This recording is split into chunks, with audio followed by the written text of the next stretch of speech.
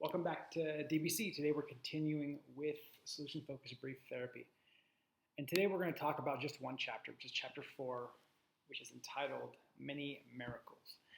And kind of two parts of the chapter. There's a really good breakdown of the miracle question, and then there's alternate kind of miracle questions offered.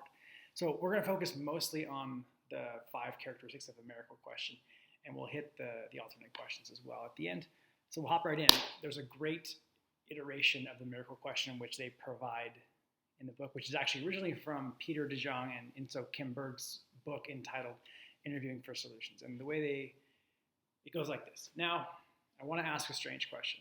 Let's suppose that while you're sleeping tonight and the entire house is quiet, a miracle happens. And the miracle is that the problem that brought you here is solved. However, because you're sleeping, you don't even know that the miracle happened. So when you wake up tomorrow morning, what will be different that will tell you that a miracle has happened and that the problem that brought you here is solved? End of quote. So that's the text that they have found most effective as a most effective way to articulate the miracle question. And there are 5 key things that are in there that are there for a reason. And we're going to go through those right now. So number 1 is that the change is the change of significance in the client's life and that it would not occur naturally, because there are changes that happen in lives that might just happen on their own without a miracle. And there are changes that might happen in a client's life that they wouldn't care about or that wouldn't be really significant to them. So significant and something that would not, and it's a situation where it would not occur naturally. Number 2 is the sentence, the problem that brought you here is solved.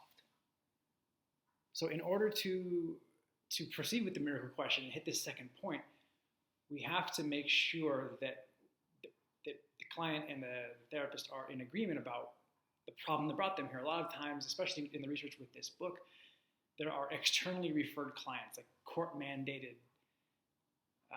let's say, substance abuse treatment. And that people think that they don't have a problem.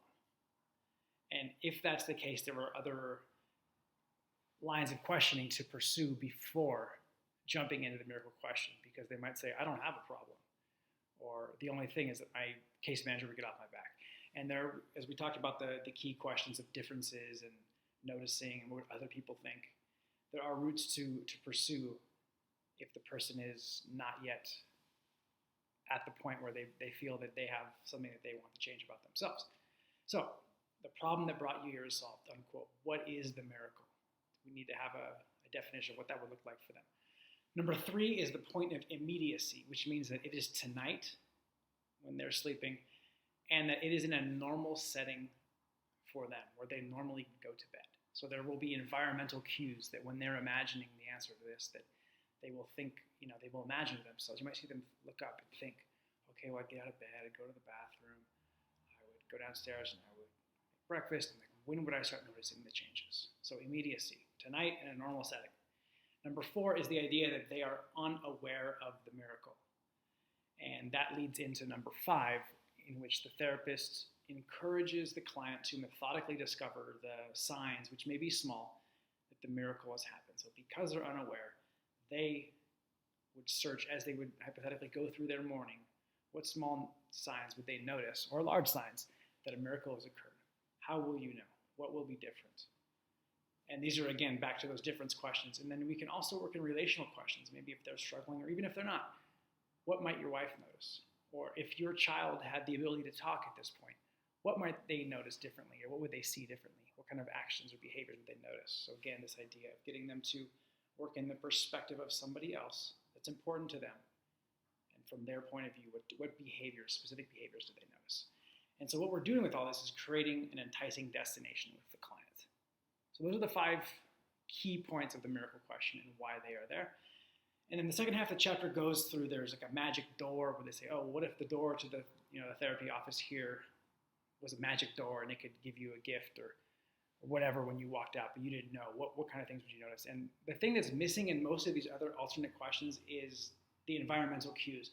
So the person is not in their own house and they don't wake up in the morning, have to figure it out. So there's also a possessed time machine that would travel them to the future and give them a gift while they were in it, and they wouldn't know about the gift. If the therapist could give the client a gift, you could say, if I were to give you a gift. And this is particularly useful when there's a client who sees the therapist as the expert and who's there to like maybe solve their problems if they're kind of in a problem solving mode.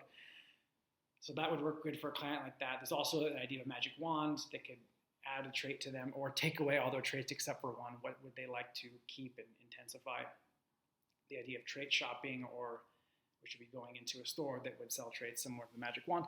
And then also a call from the future, which is very effective for parents. If this could fast forward, 5, 10, 20, 30 years into the future, where they would receive a phone call from their future self talking to them about their life, let's say that whatever change they're looking for is there, and how they got there and how that works. So again, we're focusing on the solution. There's no problem talk in any of this. It's all future oriented. So again, just to review real quick, the 5 key components of the miracle question is that it's a change of significance for the client that would not naturally happen on its own. Number 2 is the line that the problem that brought you here is solved. And again, we have to have them agreeing on what the problem actually is in order to do this step. Number 3, immediacy is that this miracle happens tonight, and it's in your normal setting where you normally sleep. Number 4, because you're asleep when it happens, you don't even know the miracle happened, which leads into number 5. Encourage the client to methodically discover any signs, small or big, that the miracle has occurred. What would you notice? What would be different about your morning? And then again, with relational questions, what might your spouse or your child notice?